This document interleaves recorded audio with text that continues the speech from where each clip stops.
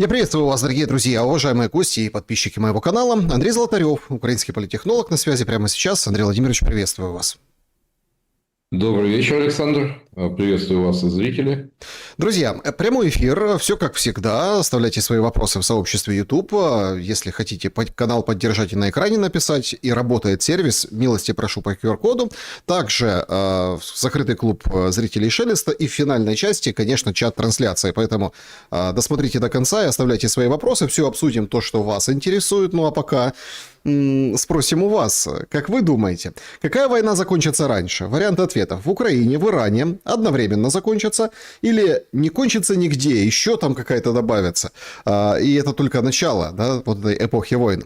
С максимально такого большого и емкого вопроса на фоне атак Трампа на Иран, на фоне его сегодняшних заявлений, что все, капитуляция. Что думаете по поводу вот войны, да, и спайки, да, украинской войны, иранской большой войны?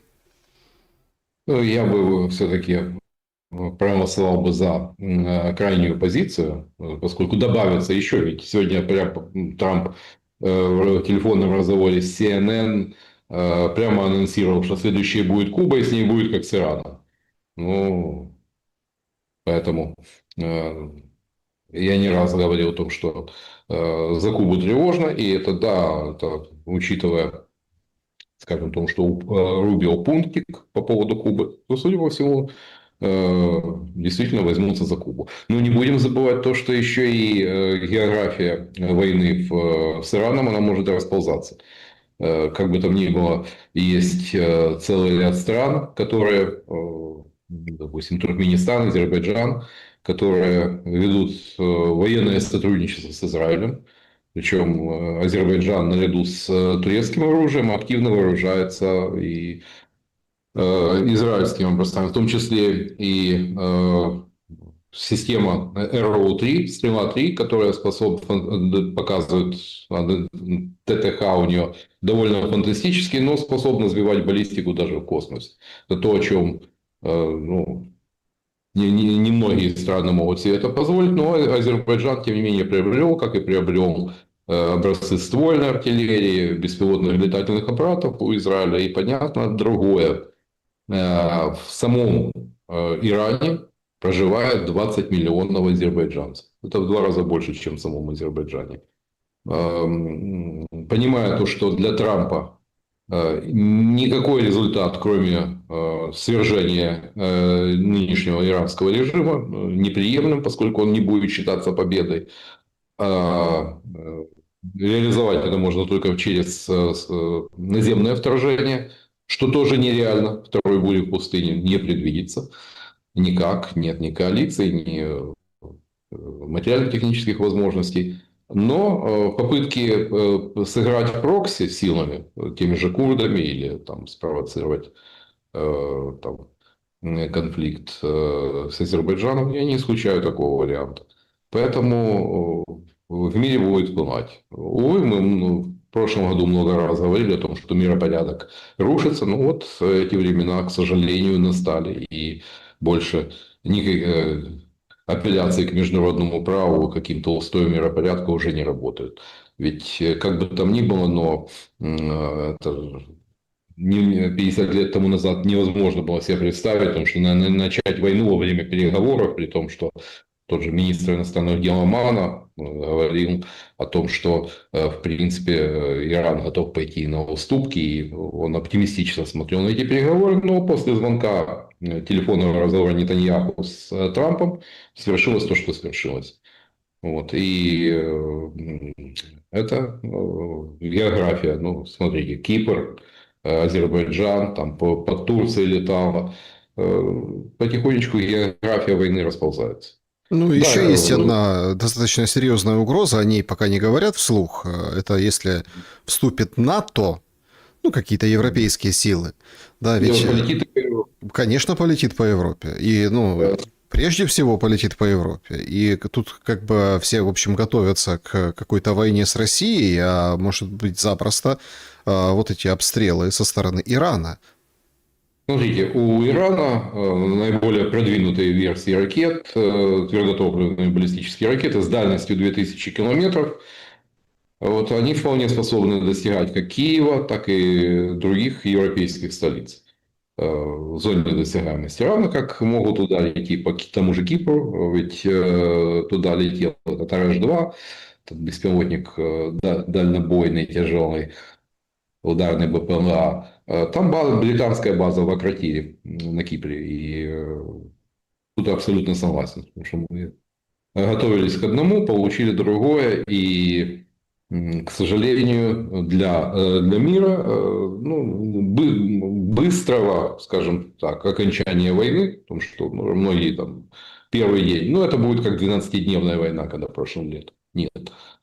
Явно для Трампа это ситуация цуксванга, затяжная война, тем более в Соединенных Штатах мы же видим, что неоднозначно это воспринимается. Подавляющее большинство сторонников Демпартии крайне негативно оценивают о том, что это неспровоцированная война, по сути, эти удары были не спровоцированы. Во-вторых, даже среди МАГА, вычеркнутый исключенный из МАГА Такер Карлсон с аудиторией 96 миллионов человек. Это, по-моему, яркий маркер. И даже тот же инцидент в Конгрессе, когда отставного морпеха выталкивали, сломал ему руку, который кричал о том, что это Израиль втянул Соединенные Штаты в войну. Это маркер того, что дальше вместо углеводородной удавки для Китая Трамп может получить разгром на промежуточных выборах. Это как-то, смотрите, здесь как-то тоже очень... Я смотрю на эти все версии, это потому, чтобы Китай, так сказать, засандалить и, в общем, лишить энергоносителей. Это мол, и Венесуэла для этого делалась, и сейчас Иран. Это он так готовится к встрече с Си Цзиньпином в апреле, которая будет, не будет, сейчас вообще непонятно. Но смотрите, я не могу понять, что на другой чаше весов. С одной стороны, они же все официально признали, мы Израиль защищаем.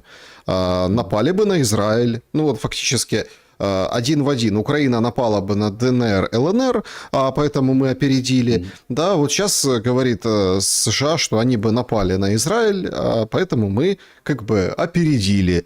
Слушайте, а что на другой чаше весов? Ведь, какой профит, какой бонус? Пока что, давайте так, кроме, конечно, потужных речей, мощных от Трампа, Хексета, да, Рубио, Венс тоже подключился, хотя долго молчал.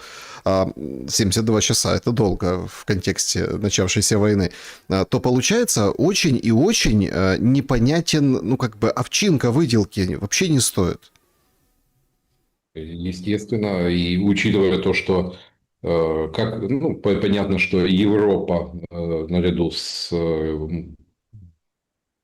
другими странами может весьма серьезно пострадать экономически, учитывая то, что она весьма уязвима. Я прекрасно помню 1973 год, когда арабские страны объявили нефтяное эмбарго, странам, поддерживающим Израиль, и в том числе под раздачу попали страны НАТО, и к каким тектоническим последствиям это привело. Да, но сейчас это вспоминается уже так довольно легко, потому что появились Volkswagen Golf как результат нефтяного кризиса, но для экономики это был шок.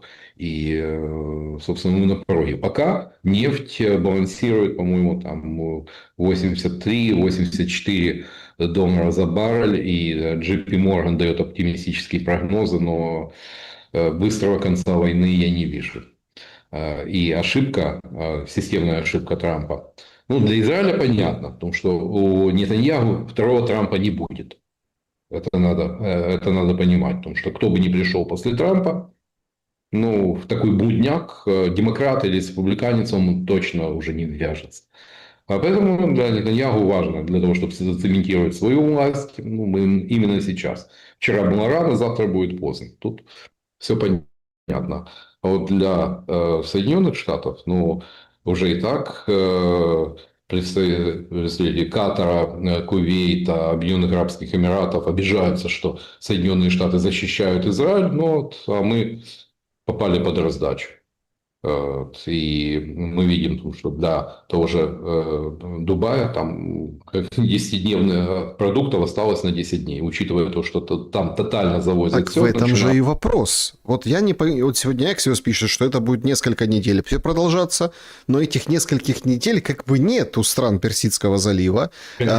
Этих нескольких недель нет у рынков, которая штормит. Бренд уже, да, 91 доллар, да, Уралс российский тоже взлетел капитально. Сейчас дефицит, сейчас достаточно тяжелая история с ценами на нефть, а цены на энергоносители вот эти, да, газ, нефть, это взлет цен на все. Именно так. Ну, тут, конечно, элемент еще и паники, ведь у нас позавчера была там целая дискуссия о том, картельный сговор или это такая невидимая рука рынка двигает ценники. Ну, уже готовят под цены на заправках, готовят под то, что будет цена бензина более 100 гривен за литр. Ведь цифры прибавились. Но поинтересовался в Израиле ни на шекель, и цены не увеличились, остались прежними. Более того, даже шекель укрепился. Вот там кому война, кому мать родная. Но нефтяные, учитывая то, что Катар практически прекратил экспорт сжиженного газа, один из ключевых мировых игроков. Ведь мы забываем, помимо нефти и газа, там же идет 44% мирового рынка серы через Ормузский пролив экспортируется. Порядка трети мирового рынка карбамида. Ну, а что такое карбамид? Это вот сейчас что сады, что поля, это крайне востребованные для опрыскивания, удобрения, ну, мочевина попросту. Вот. И 19% мирового рынка аммиака. Поэтому шок может быть не только для нефтяных и газовых рынков, но шок может быть докатиться и до, это скажется и на продовольственных рынках, учитывая такие перспективы. Ну, а у нас, понятно, многие же, а где здесь мы, а у нас под большим вопросом посевная. С такими ценами явно к ним никто не был готов из аграриев. И да, они говорят, что голода точно у нас не будет, но вот размеры того, что удастся засеять, будут существенно меньше. Соответственно, это и без того наш хилый бюджет. Ведь мы не раз говорили о том, что у нас практически расходы в 2 раза бюджета, в 2 раза больше доходов. Ну, и так скукожится. Вот, поэтому и пока какого-то просвета того, что там где-то цены остановятся нам на 72 гривнах за литр бензина, пока перспектив нет. Европа, ну, тут, конечно, очень интересный момент с дружбой, поэтому я думаю, упершегося руками и ногами Владимира Александровича будут через колено ломать. Ну, уже были звоночки от Урсулы фон дер Ляйен по этому поводу, поэтому можем еще немножечко поупорствовать, но это не в нашей ситуации, учитывая то, насколько мы зависим от европейских партнеров. Бодаться долго не получится. Но вы же видите, как это все оборачивается. Какие-то странности происходят с Венгрией. Ну, смотрите, задержали инкассаторскую машину Ощадбанка. А инкассаторов положили лицом в землю. Держали, сейчас вроде как там одни пишут, что выгнали со страны, выслали, другие пишут, что нет, собираются только этого сделать. И начинают, так сказать, показывают деньги, золотые слитки. Сиярта спрашивает конкретно у Украины, говорит, Украина, а что это у вас на инкассаторских машинах деньги мафии переводятся? Ну, а украинский МИД говорит, не ездите в Венгрию, там злые люди, украинцам там небезопасно. Говорит, похищение, в заложники взяли, раздувают этот скандал. Так а в чем суть? Ну, если это бандиты, разберитесь, накажите бандитов, верните там деньги, те, которые, если это, скажем так, ошибка, ну, можно ошибиться, да, как это, ошибаться можно, врать нельзя. Получается какая-то дикая история. А в чем подноготная, как вы видите ситуацию? На войне как на войне, учитывая то, что пока она такая холодная война между Киевом и Будапештом, ничего удивительного. Ведь факт того, что из Австрии возят крупные суммы наличности, в Будапеште прекрасно знают. И более того, после того, как закрылся там, транзит через Борисполь, когда деньги возили самолетами, начали возить, естественно, в 21-м возили и ранее, но куда меньшие суммы, там порядка 4 миллиардов из Австрии. А так война привела к тому, что стали возить втрое больше. И об этом прекрасно знали в Будапеште. Единственное, конечно, что наводит на такие, вызывает подозрения и создает такой нехороший душок в этой истории, присутствие там вот этого отставного генерала СБУ Геннадия Кузнецова. Ну, о нем много и подробно ранее писал журналист Владимир Бойко. Генерал Кузнецов, известный по позывному «собачник», ибо большой любитель охотничьих собак.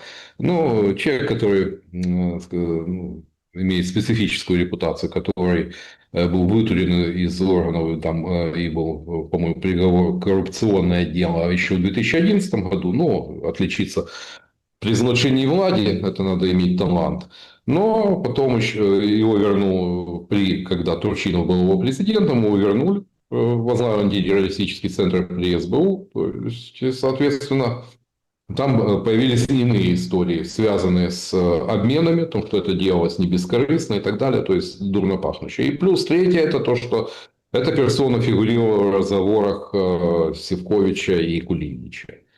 Вот такой и нехороший шлейф. И многие его откровенно называют том, что он, как так, дают весьма нелицеприятные оценки. Вот присутствие, ну, были бы это просто инкассаторы.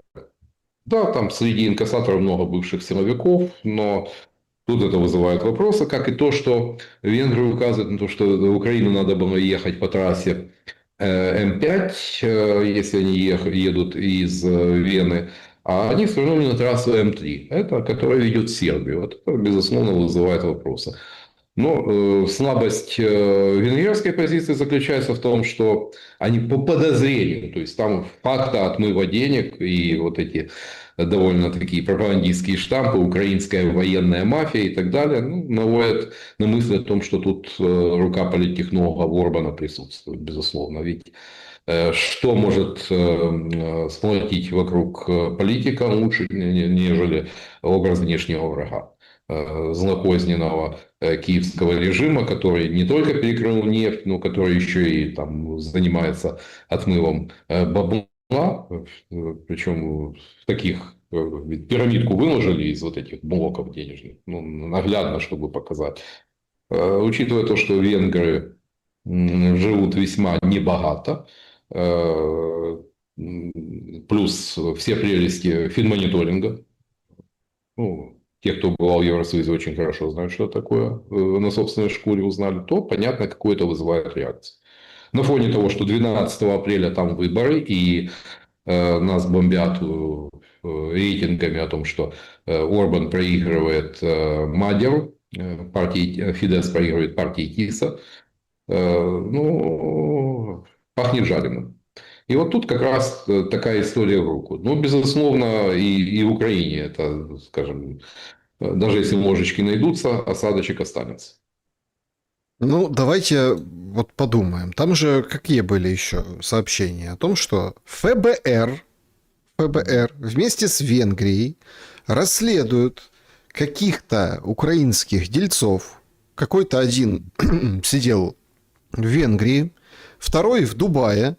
И на фоне вот этих, скажем, цен с золотом, ажиотажа массового, они как бы обманывали хороших, добрых бизнесменов, богатеев, и всучивали им вот эти паленые слитки. Ну, типа это банковское золото.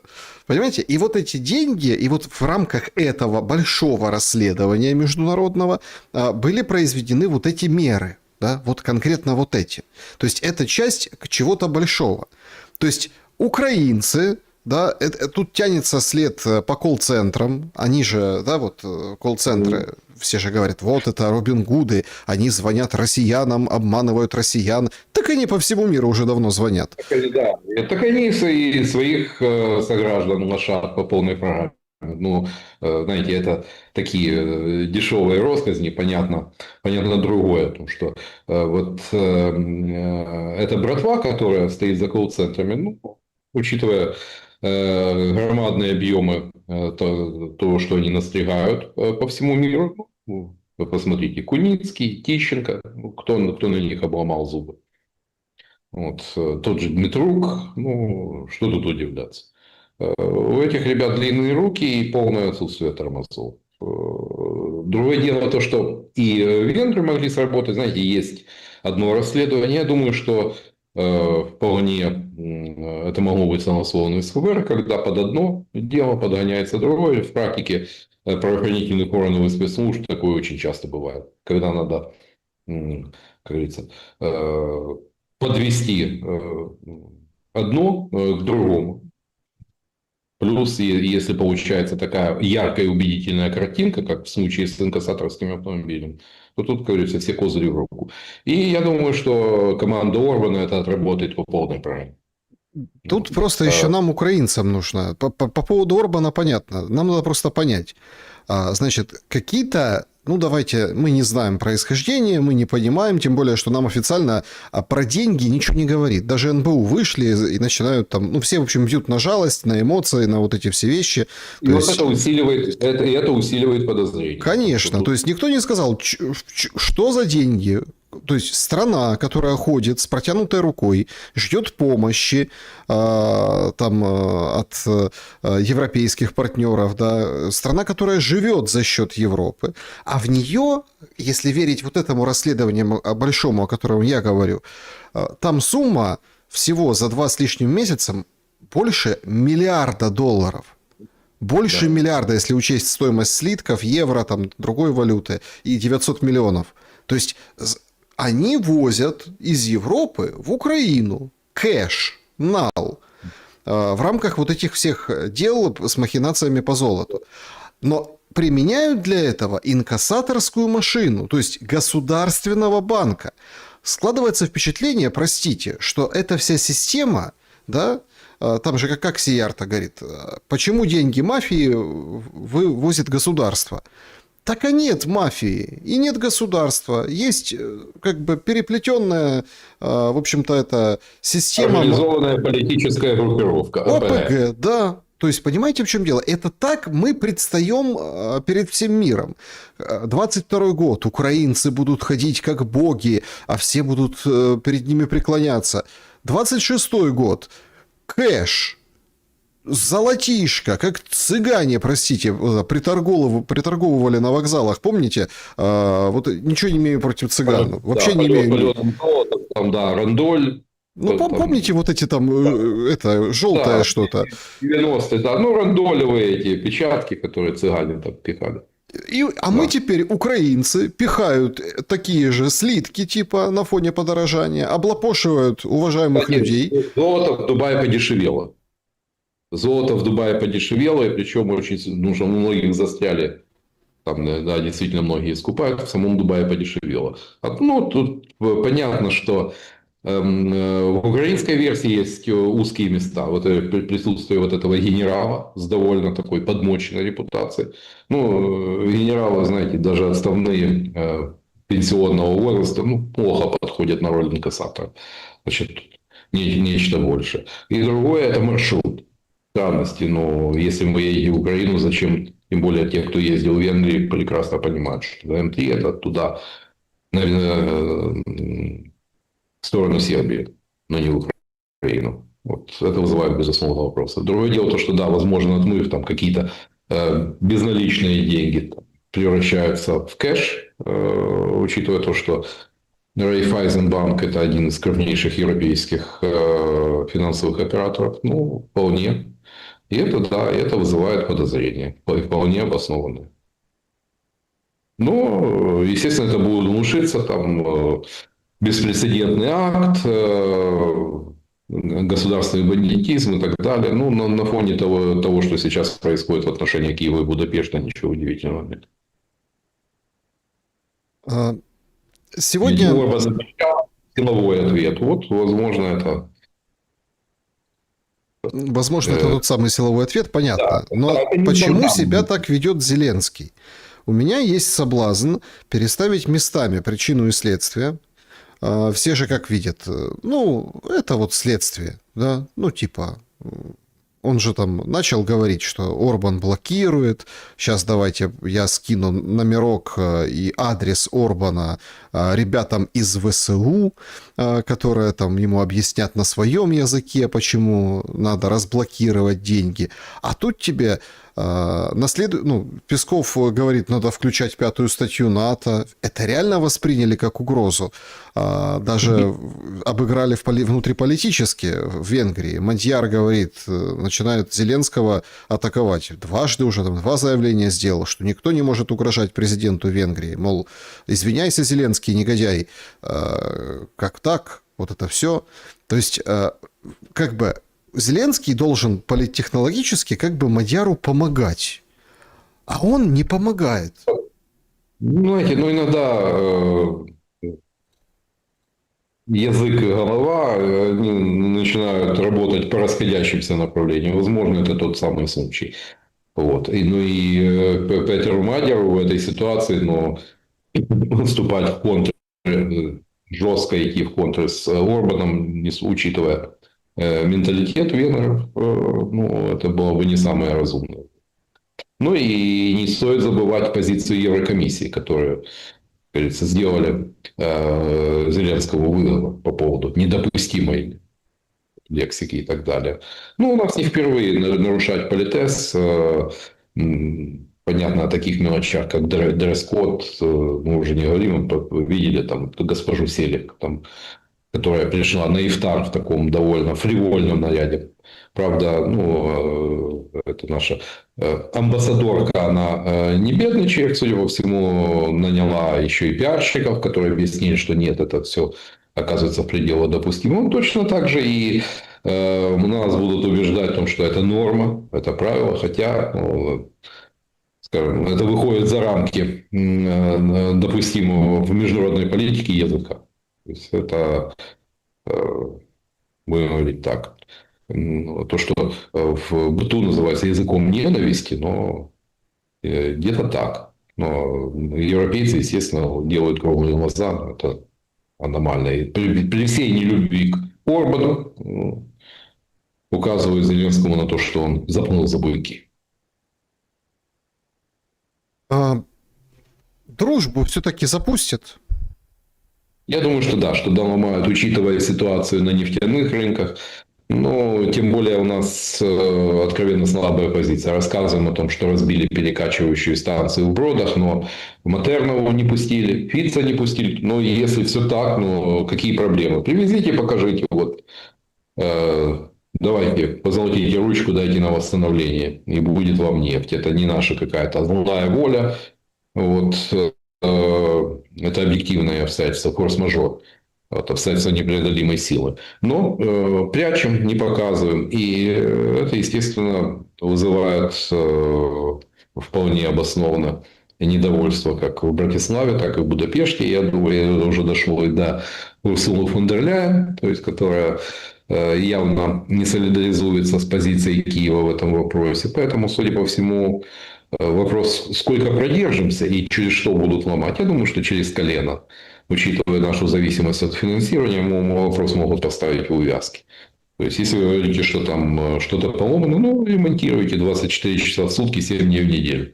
Мало вам руки. Ну, а иначе, ну как? Как мы объясним, почему мы финансируем страну, которая бьет по энергетической безопасности? Ведь действительно для Венгрии и Словакии, центральноевропейские государства, ну, альтернативы пока там говорят о возможности там через балканские страны, но альтернативы дружбы нет. И да, это может, естественно, обернуться проблемами на топливном рынке. В любой непонятной ситуации Зеленский или вот это просто наблюдение. Я могу, конечно, предвзято к этому относиться. Я же как бы с Зеленским сужусь и, ну, в общем-то, ну, его указом, да, там, как бы гоним, получается, подсанкционен. Но вот я смотрю на его, вот любая непонятная ситуация, Андрей Владимирович, он или награждение проводит, Стерненко награждает, или на Донбасс едет, там Краматорск, Славянский, толкает потужные речи, да, вот эти о том, что мы не сдадим, мы не уйдем, это наша земля, вот это все. Ну, как-то это не спасает уже. Ну, то есть, как-то вот нет какого-то чего-то свежего, что ли. Ну, оно понятно, что уже все протухшее, как и сроки. Старая запиленная пластинка, увы. И да, визиты президента в города, к которым приблизился фронт, это очень плохой знак. Это любой военный вам расскажет. Очевидно, эти города ждет судьба фортец, как говорится, до основания. Вот, поэтому, ну, не просто так. В Славянске уже там 3 марта последний троллейбус выехал на линию и демонтируют контактную сеть, чтобы натягивать эти дроновые сетки. Но что ждем? Ну, посмотрите на Часов Яр или Бахмут, на Авдеевку. То есть, примерно, чем это все может обернуться. Ну, и там, естественно, говорит о российском наступлении. Хотя, как мне кажется, гораздо большая угроза сегодня для Запорожья, учитывая то, что это ворота на юг, это ворота там, Херсонскую, Николаевскую область. Поэтому не Славянском и Краматорском едином, судя по всему. А то, что вот этот стандартный ход, ну, понятно, но я же прекрасно помню, как характеризовал Зеленского Стерненко. Ну, тут, очевидно, кто старое помянет, тому глаз вон. Ну, тем более, что когда из весьма сомнительных персонажей лепят национальных героев, там политические фигуры, ну, собственно, не стоит удивляться тому, что ну, примерно такого же сорта и запаха будет политика. Знаете, из дерьма пулю лепить. Примерно так. Андрей Владимирович, скажите, а в Украине уже есть партия «Шлем»? Ну, она неизбежно появится. То, что, судя по всему, этого шлемоносца мы увидим в чем-то предвыборном списке, ну, сомневаться не приходится. Хотя эксперимент, если посмотреть по соцсетям, оказался крайне неудачным. Ну, пиарщикам стоило все-таки не перегибать так палку. Ведь человек мог действительно рассказывать о том, что были шансы на медаль. Но если у тебя были шансы на медаль, получи ее. И уже, как говорится, на вручении водрузи вот этот шлем с погибшими спортсменами. Ну, а там пускай дисквалифицируют. Вот тогда ты, да, национальный герой. А так, что ты похайповал, получил дисквалификацию и приехался собирать бабло с олигархов. Ну вот как раз мы там про шлем мы сейчас поговорим. Вот приходит сообщение, что Европейский Союз станет законной целью, если решит присоединиться к войне, заявил Иран. Ну и тут эту новость снабжают ну, от крайней точки, да, иранской, какие страны, ну, в общем, зацепят. Да. Ну, понятно, что там Франция вроде как и Испания с Британией подалече будут, но почти пол Европы могут достичь иранские ракеты. Это вот сейчас приходит это заявление. Дальность 2000 километров. Тут нетрудно посчитать, куда может прилететь.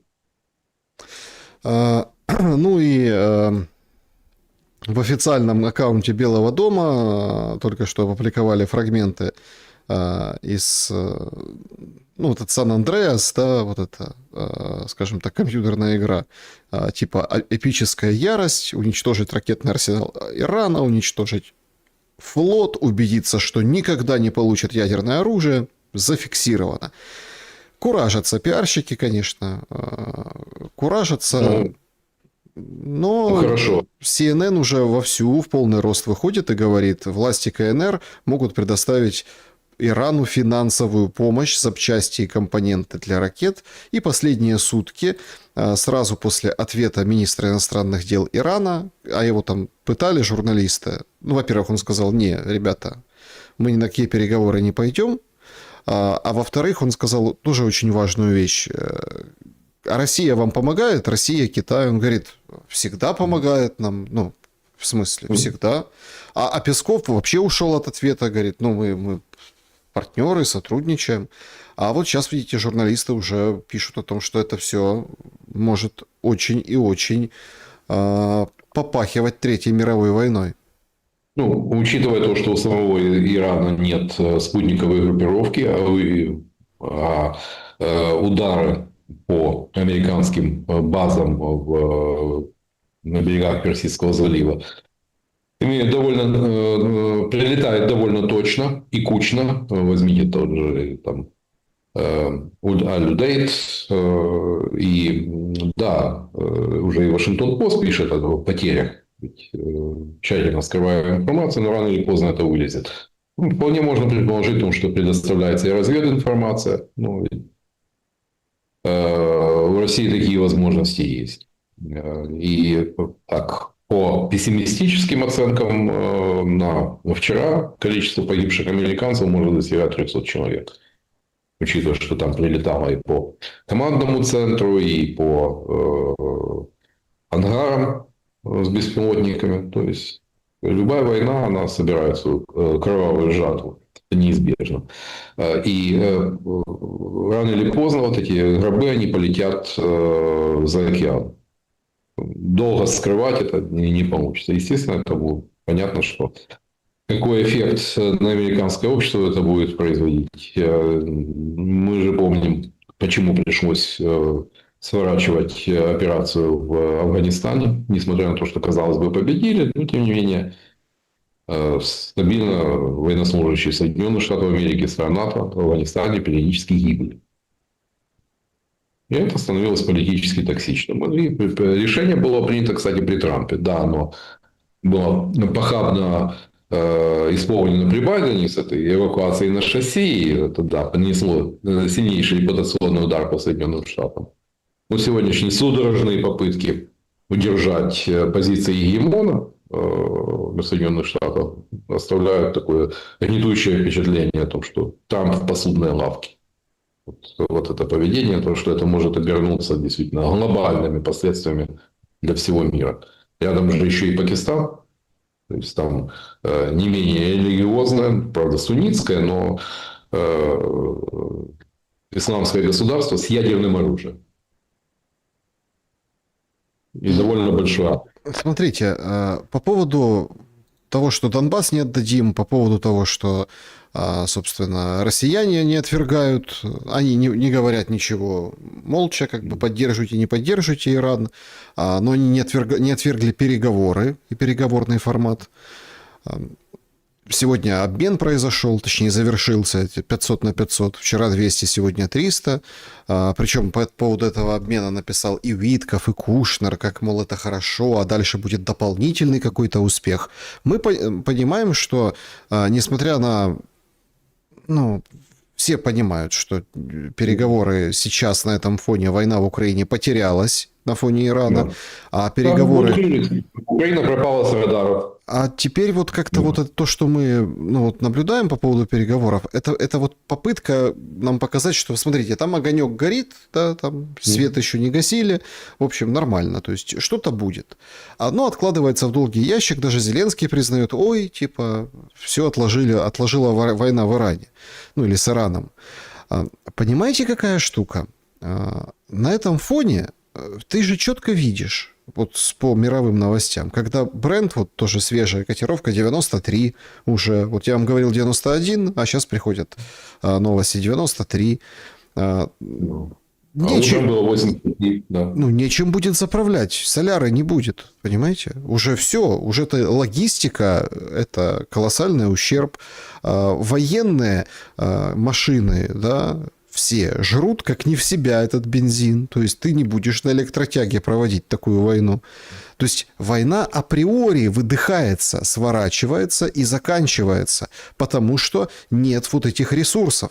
Соответственно, ну, у России все нормально с нефтью, несмотря на все вот эти удары и наши самые потужные, скажем так, спецоперации, имеется в виду там в тылу России по нефтепроводам и нефтезаводам. Но давайте так, ну, придется идти на какие-то уступки. Даже Трамп уже говорит, иди, Зеленский, на уступки. Уже деньги левые находят по Европе, инкассаторские машины трясут, бандитов выискивают, а Зеленский все равно стоит на своем.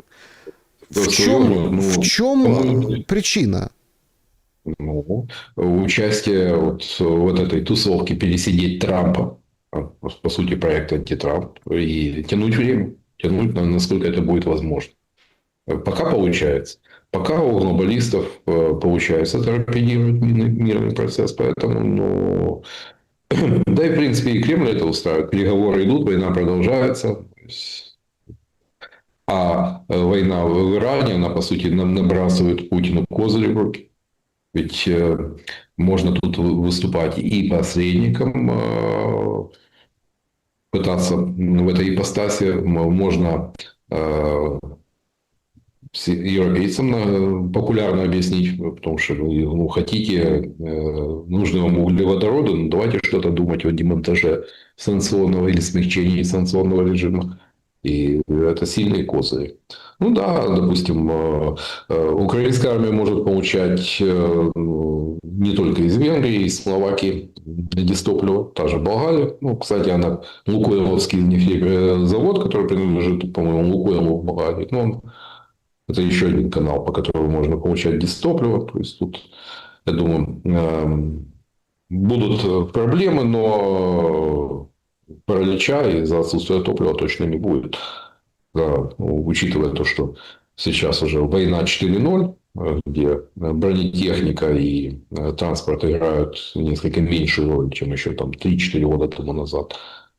Вот. Но для экономики стран Евросоюза это может иметь разрушительный эффект. И да, это усиливает, безусловно, есть же у нас те, кто говорил о том, что вот это ударит по Путину, но я пока не вижу. Я пока вижу то, что он получает очень весомые и серьезные козыри в этой ситуации.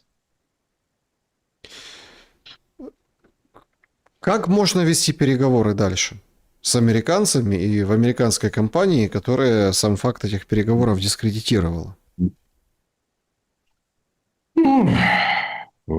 Очередные обмены пленными, там, возвращение кого-то там еще, кого там, гражданских лиц, которых там переместили с оккупированных территорий. То есть решение гуманитарных вопросов, то есть формат, о котором мы говорили ранее, переговоры идут, война продолжается. Вот это то, что, как говорится, меню на ближайшие 3 месяца. То есть крест на переговорах никто не будет спешить ставить. То есть ведь и Москва формально, особенно после покушения на Алексеева, могла там хлопнуть дверью. Ну, какие переговоры с теми, кто там устраивает аттентаты. Но этого не случилось. То есть, соответственно, в перспективу того, что там выйдут из переговоров и там, заморозят процесс, и будут собираться, да, отложат на время, но продуктивность будет весьма-весьма условной.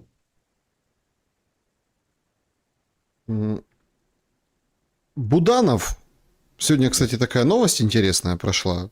Я так с удивлением, конечно, на нее наткнулся. Значит, все помнят товарища Гагилашвили. Значит, Ага. близкий товарищ к Буданову. Они там ночевали в одном доме. Вот это все. Зеленский, Гагилашвили. Это вот такое крыло очень близких товарищей самого руководителя. Да. Значит, так вот, он попал под удар вражеского дрона во время боевого задания на запорожском направлении. Значит, автомобиль с характерными повреждениями обнаружили на обочине на запорожском направлении у трассы.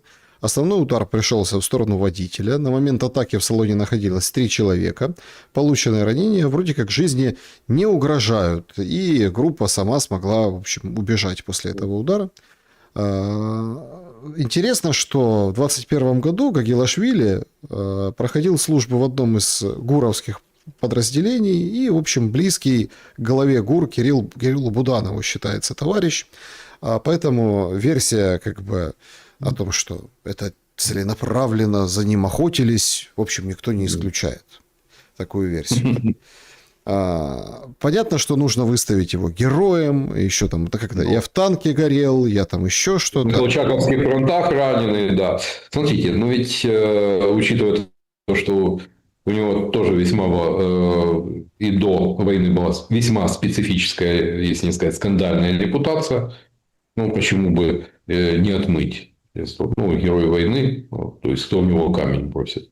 Ведь это потенциальный вектор нападений на Буданова. То есть, связь, плюс там же связь с небезызвестной Марией Левченко, многолетней помощницей Зеленского, через которую, кстати, в обход Ермака можно было попадать в кабинет к первому лицу. И там понятно, как делается наша политика. То есть,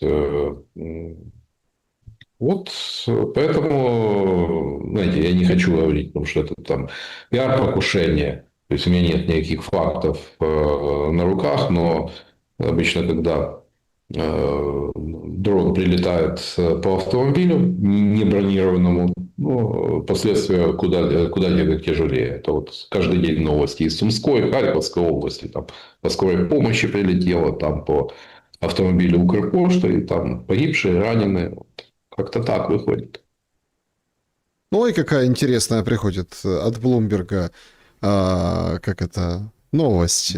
Макрон выходит и говорит, только что поговорил с премьером Ирака, выразил полную поддержку Франции в связи с эскалацией Ближнего Востока, подтвердил, значит, свою поддержку его решительных действий по обеспечению того, чтобы Ирак не оказался втянутым в конфликт. Формулировка. Макрон. Да, Макрон. Стабильность Ирака имеет ключевое значение для региона, и Франция поддерживает полное уважение суверенитета, безопасности, территориальной целостности Ирака. Ирака, который, ну, люди, народ, да, они как бы за Иран в этом всем противостояние. Да, там же большинство населения Ирака это шииты. Арабы, ну, шииты. И да, они, учитывая то, что один из духовных центров шиизма находится в городе Наджаф, вот, кстати, и Хаминеи, который как раз покойный Хаминеи связан с этим городом. Кстати, такой тоже момент. У Хаминеи азербайджанский корень.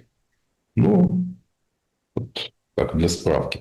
Кстати, вот с точки зрения шиитов, ну, Хаминеи мог только мечтать о таком уходе из этого мира, поскольку убитый израильской ракетой он попадает в рай гулем шахид, мученик за веру. А так бы умер от рака в своей постели в мучениях. И поэтому меня просто удивляет вот, как бы вот это ограниченное непонимание. Ведь вряд ли это Трамп смотрел «Белое солнце пустыни» где-то. Восток дело тонкое. Вот. Игнорирование вот этой специфики, игнорирование того, что в Иране, по сути, сетицентрическая система власти и устранение даже целой обоймы фигур не приведет к параличу, к управленческому хаосу, что мы и видим сегодня. И да, там пока существует корпус стражей исламской революции, по сути, государство в государстве, вот, можно сколько угодно мечтать о победе, о капитуляции Ирана, но этого не случится. Это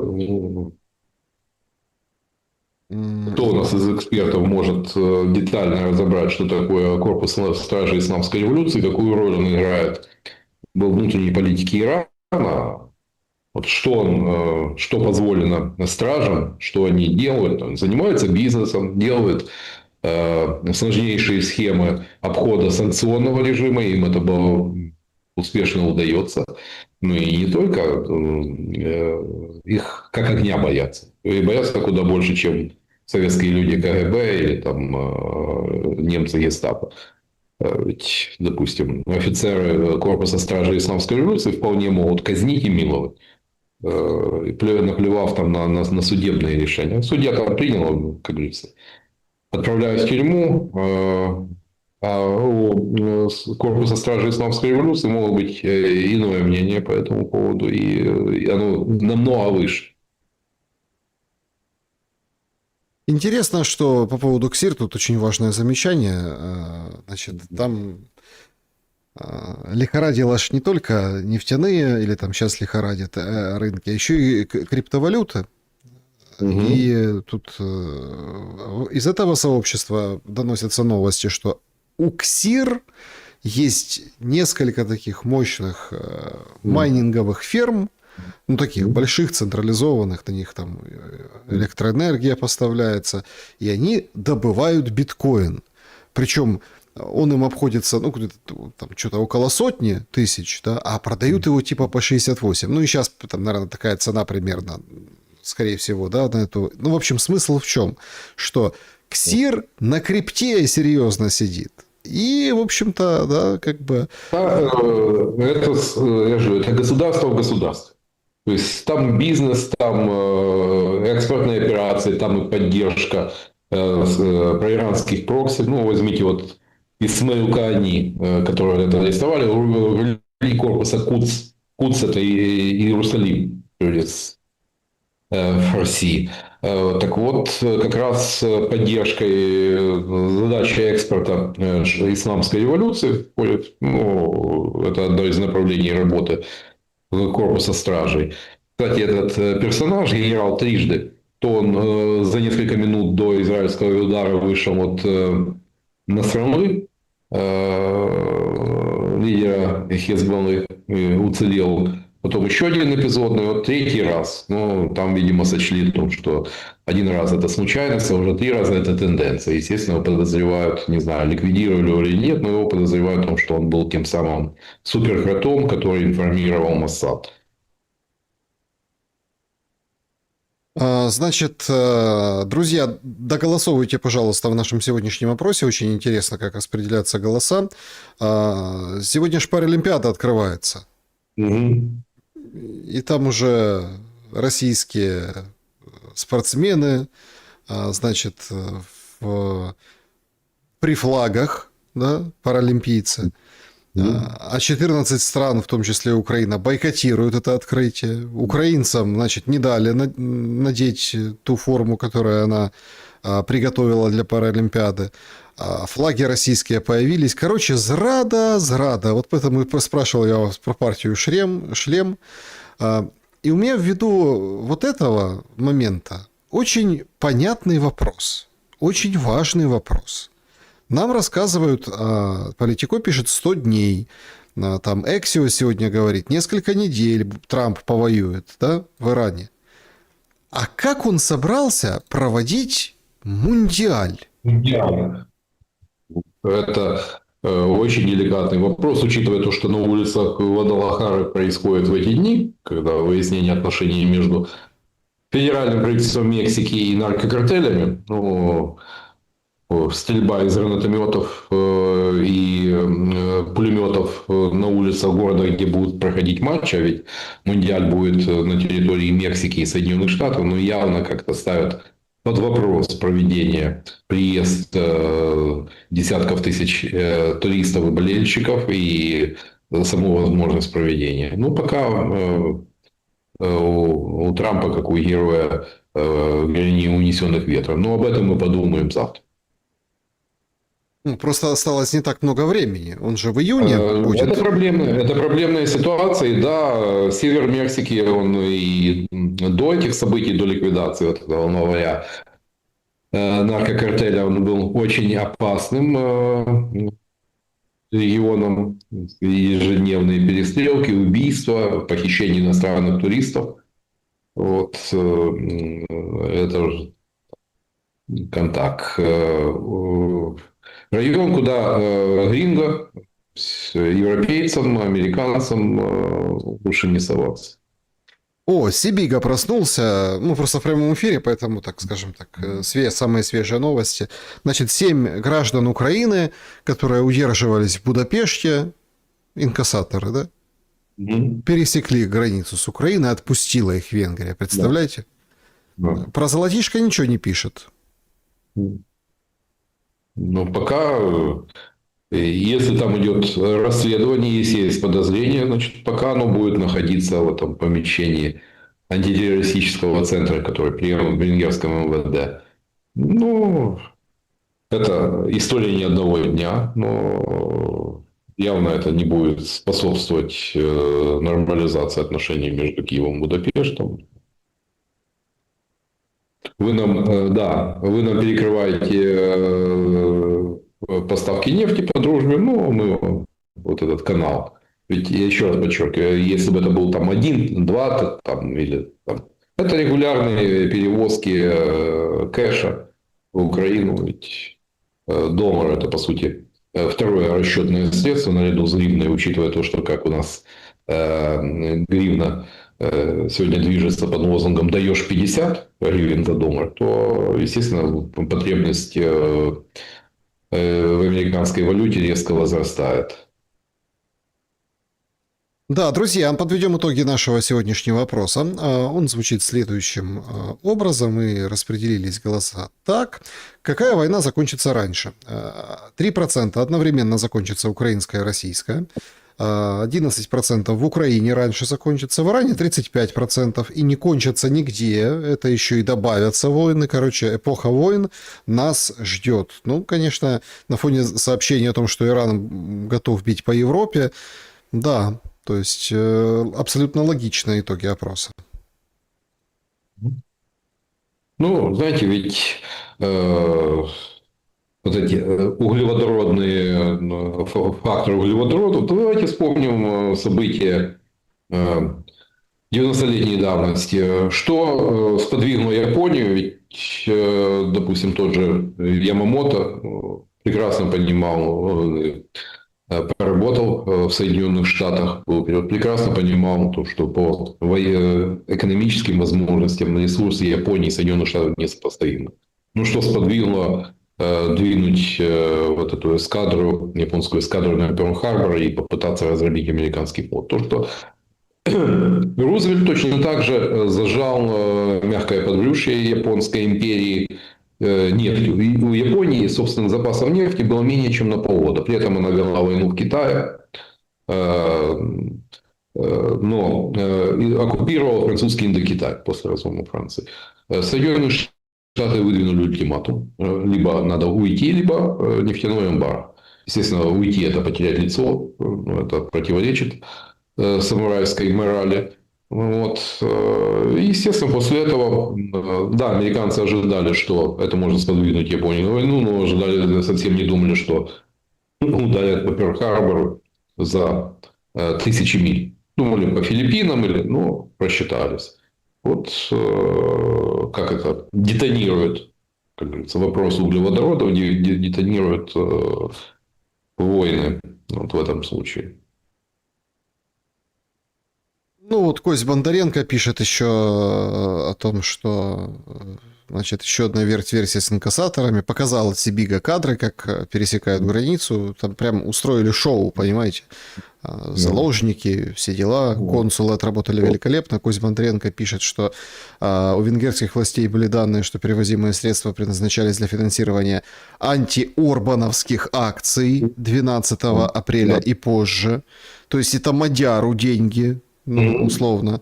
То, что Украина активно участвует в попытках смести Орбана, ни для кого не секрет. То, что финансы – это благое дело, выделяют европейские дельцы, понятно.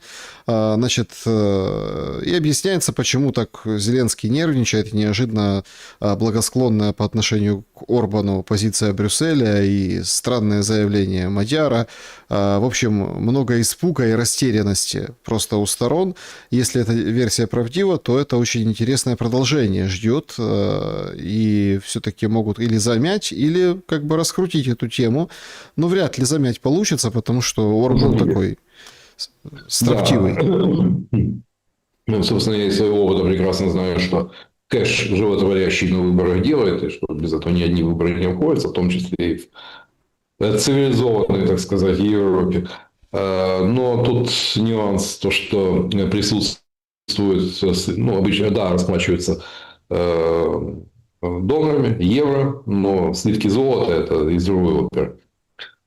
Смотрите, и тут, как безусловно, да, вполне обоснованные подозрения указывали то, что Киев помогает, там, вплоть до политтехнологов из сопредельной страны, там, у ТИСа якобы отмечали. Ну, понимаете, мы же тоже обвиняем в том, что там Кириенко патронирует, что там тоже российским политтехнологам и ГРУ поручили помочь Фидес. Ну, это такая традиционная риторика. Но вести в таких количествах довольно стрёмно. Это, тем более инкассаторские автомобили, это уже очень заметно. Знаете, вот как во времена диктаторского режима Кучмы чемоданчики с зеленью возили народные депутаты украинской оппозиции. Вот и благополучно пересекали, поскольку обладали иммунитетом, спокойно проходили в Борисполе, ну, таким вот образом, но не инкассаторскими машинами. Вот как бы американские инкассаторские машины возле офисов там, Ющенко или Тимошенко никто не видит. Или из Польши. Да, значит, Андрей Владимирович, еще один вопрос от меня, и все-таки давайте к зрителям. Сегодня Зеленский подписал указ, согласно которому в 9 часов утра вся страна должна, по закону обязана, а все средства массовой информации тоже должны и обязаны минуту молчания. Объявлять минуту молчания. Понимаете? Молчать. Всем молчать на законодательном уровне. Стоять по стойке смирно и молчать. Ну, знаете, но с памятью о погибших обычно административный идиотизм, он очень плохо стыкуется. И скорее работает в минус. Поэтому посмотрю, что там вот в понедельник, как там, допустим, Житомирская трасса, встанет ли она в 9 часов утра, говорится, по стойке смирно. Что-то у меня большие сомнения. Ну, это уже практиковали во Львове подобные вещи, но я не думаю, что везде это приживется. Разные отношения ко всему происходящему.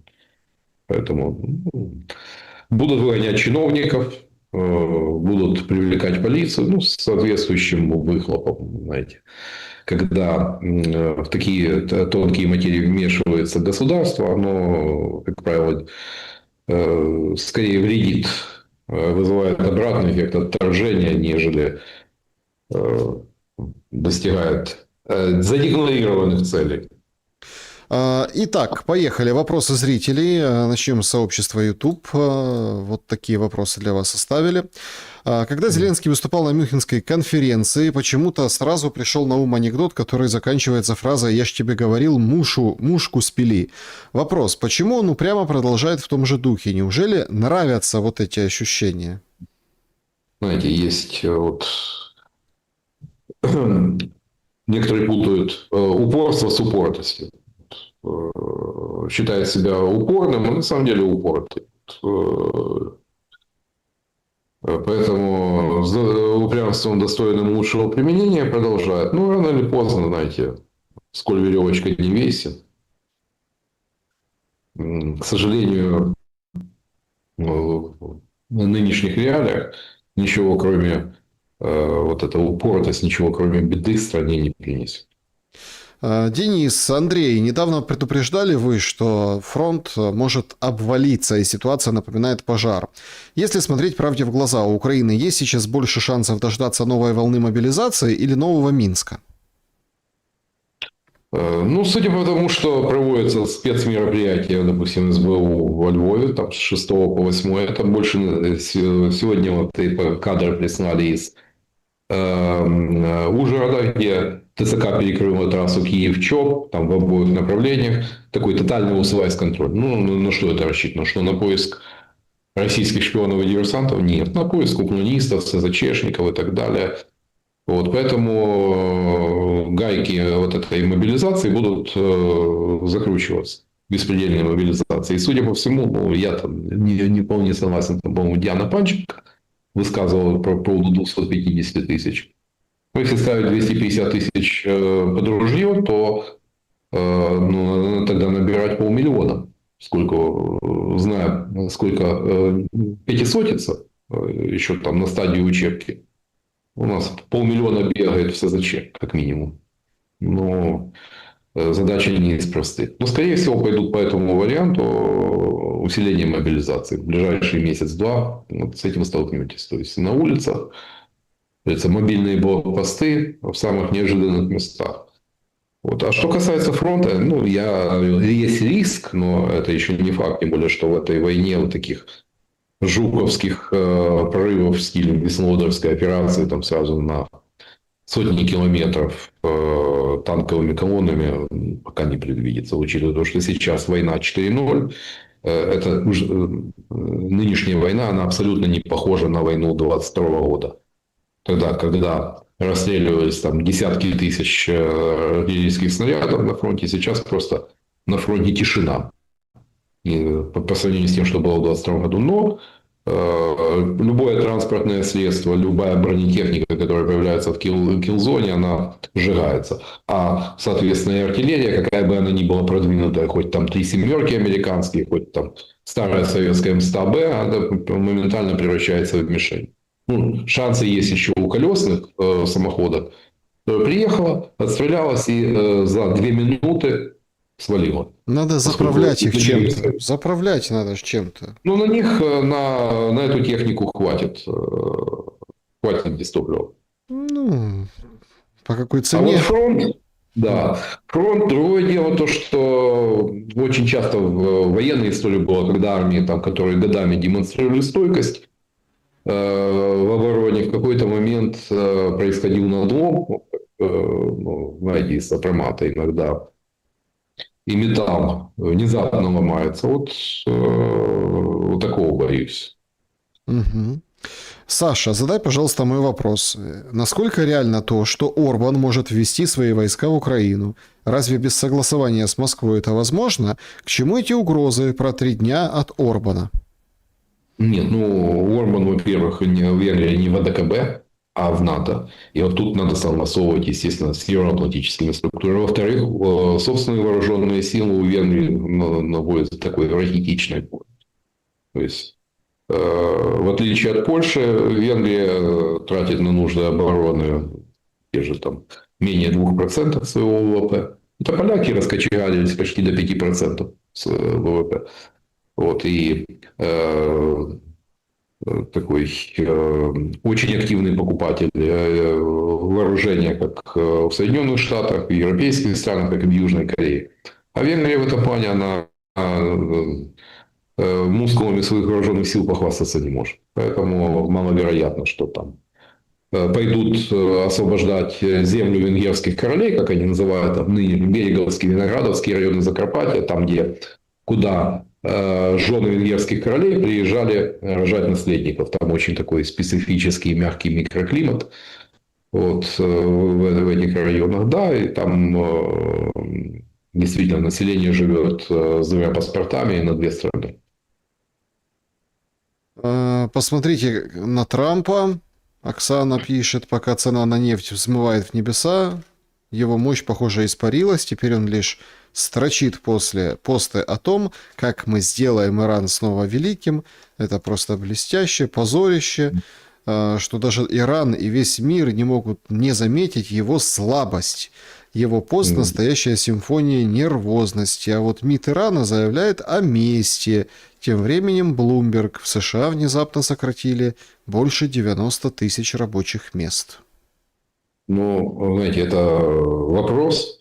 Нет, что касается Ирана, но там точно венесуэльский вариант не пройдет. Пока там существует корпус стражи Исламской революции, пока там существует экспертная ассамблея, 88 аятол. Ну, убили Хамини, кого-то из 88 избрали.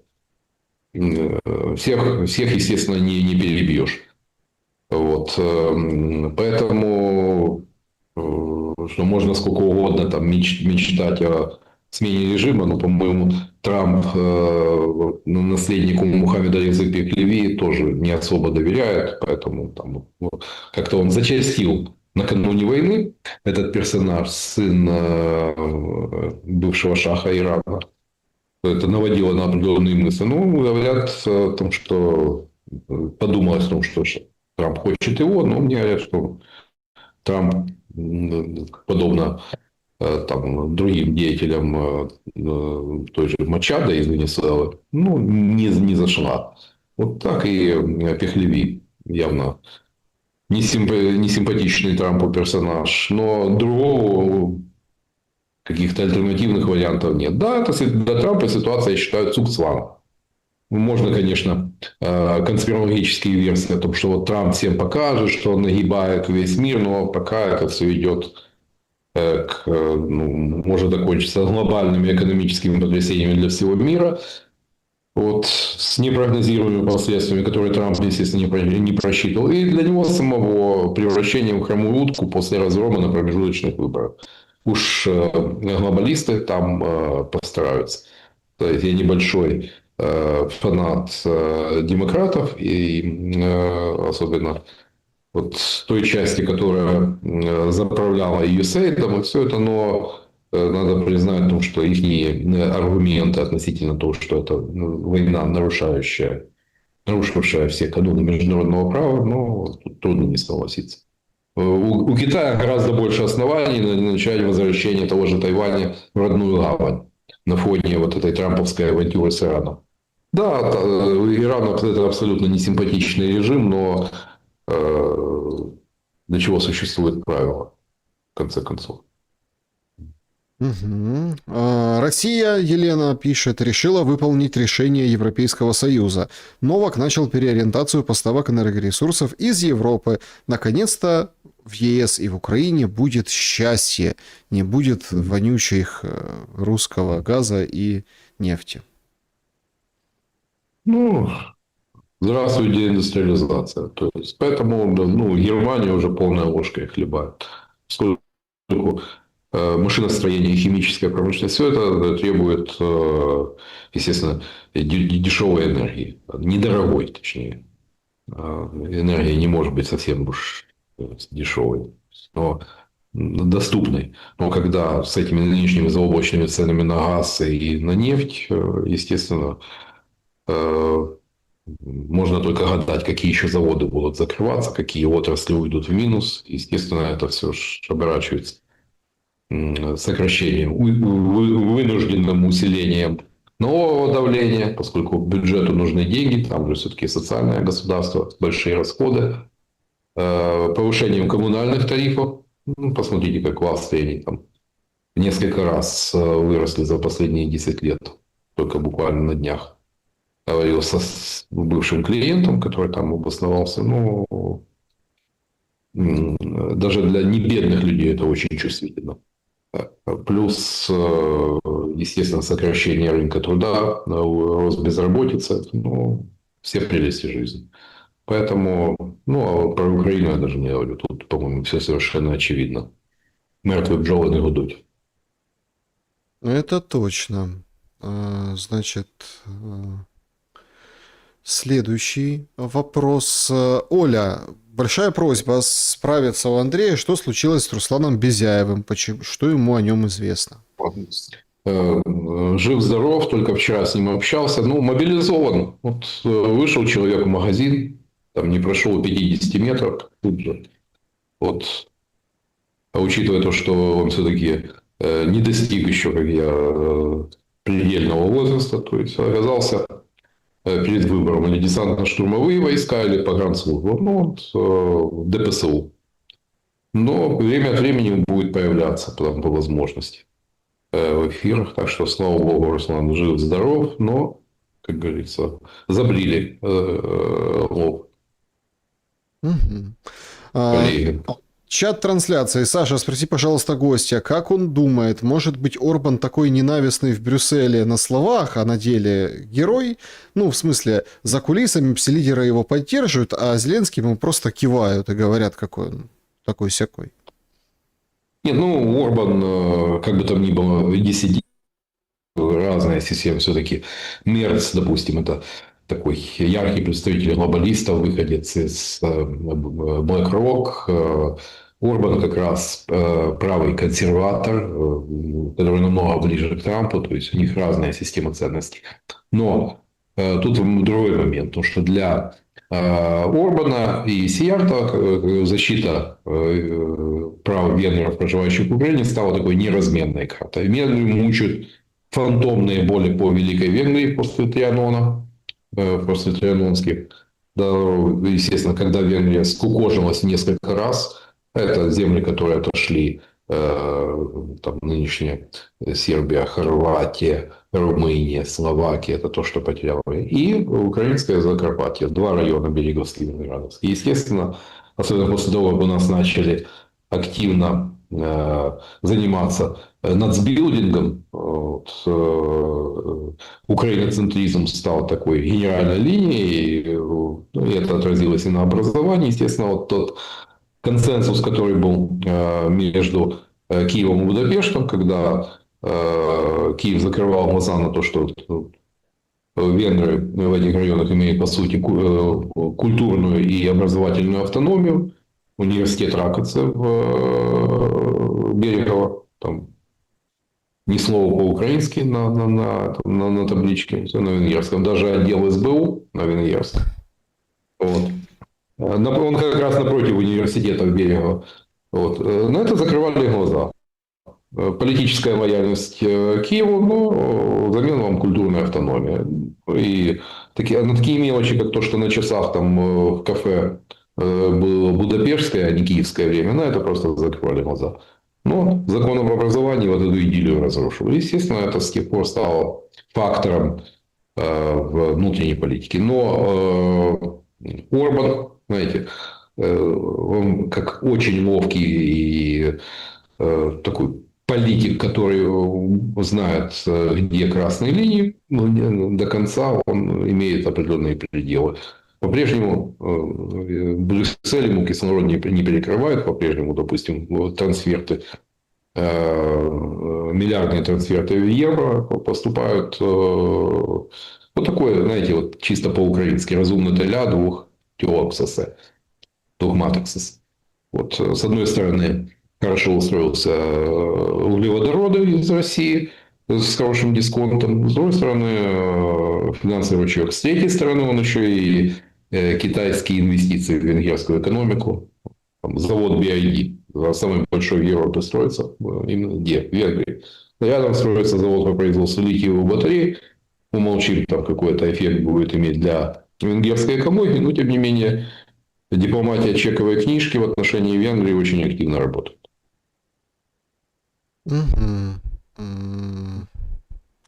Значит, тут очень интересный, я вот смотрю, ну, будет сегодня еще шум, там тоже посмотрим, проанализируем. А сегодня Зеленский записывал же, ну, написал, что он на Донбасс поехал, да? Вот Да. Алексей пишет, видео Зеленского из Дружковки записано до 2 марта. 2 марта был прилет Каба в дом, где находится ЗАГС. Он перед самой этой скульптурой, собственно, и выступал. Ну, смотрите, давайте так, он получается, ну, там вроде как не Каб, да, там дрон, говорят, ну, по крайней мере, Но так.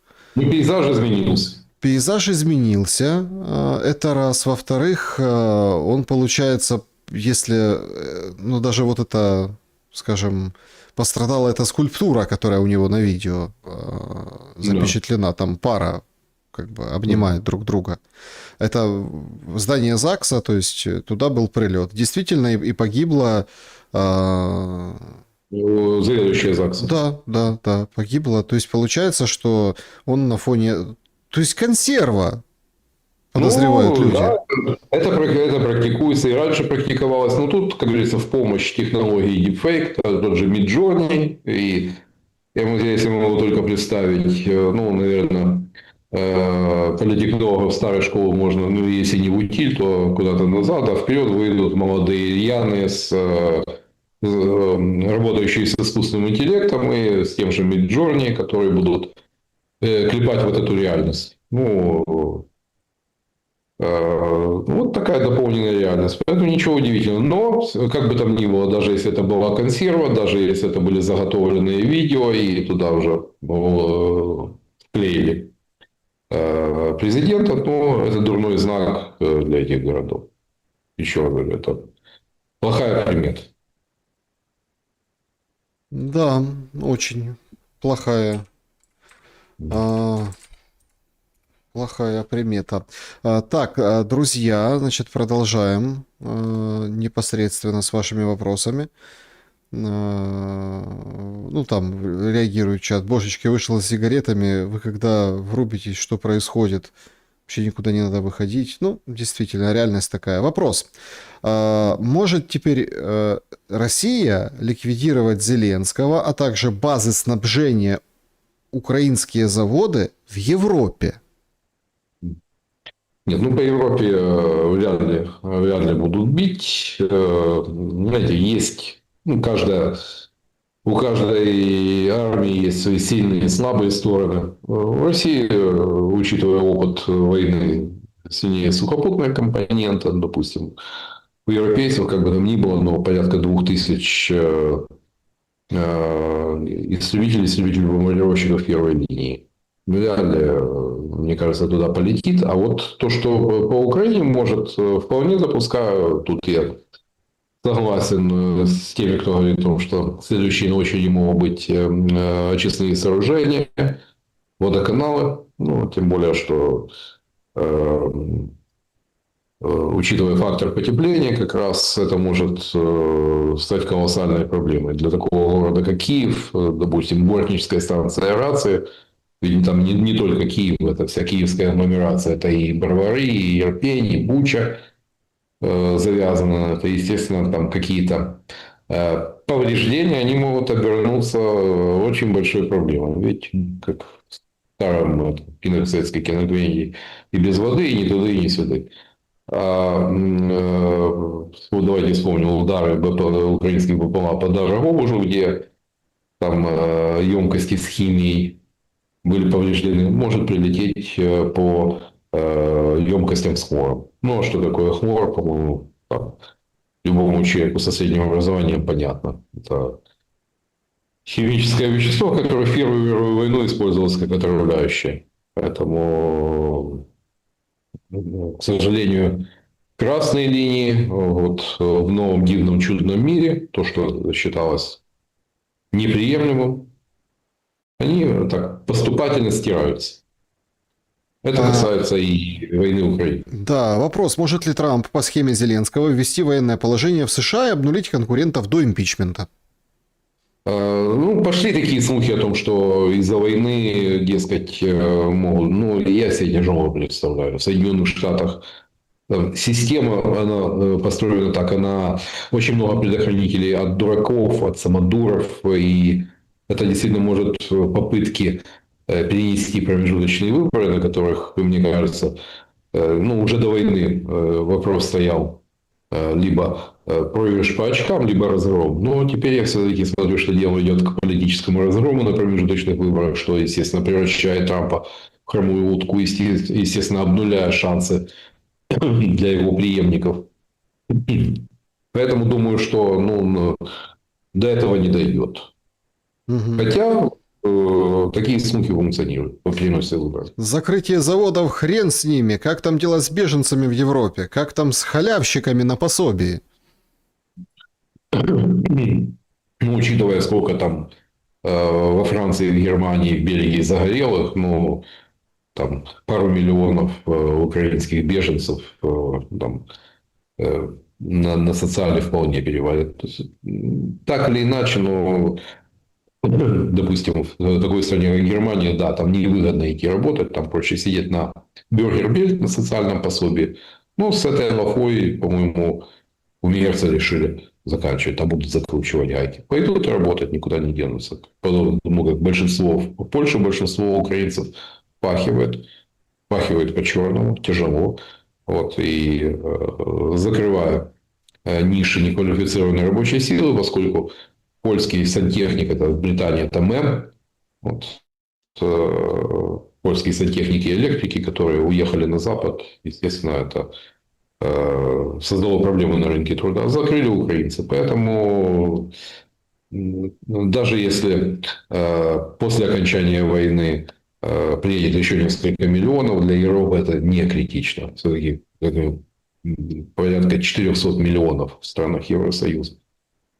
Там другой момент. Возможно, по просьбе европейцев, я думаю, даже после прекращения боевых действий, не скоро откроют, ну, под предлогом того, что существует военная угроза, не будут быстро выпускать мужчин. 100%. Ну, может быть, на всякий случай, чтобы там миллион украинцев не затоптал польских и венгерских пограничников. Эти могут. Да, друзья, всем большое спасибо за то, что побывали на нашем прямом эфире. Всех приглашаю подписываться на Андрея Золотарева. Он тоже практикует и ответы на вопросы. И поэтому, в общем, залетайте к нему на канал. Андрей Владимирович, благодарю за время и мысли, и за нашу первую встречу этой весной. Всего доброго, до свидания. Друзья, берегите себя, добра и света. Увидимся.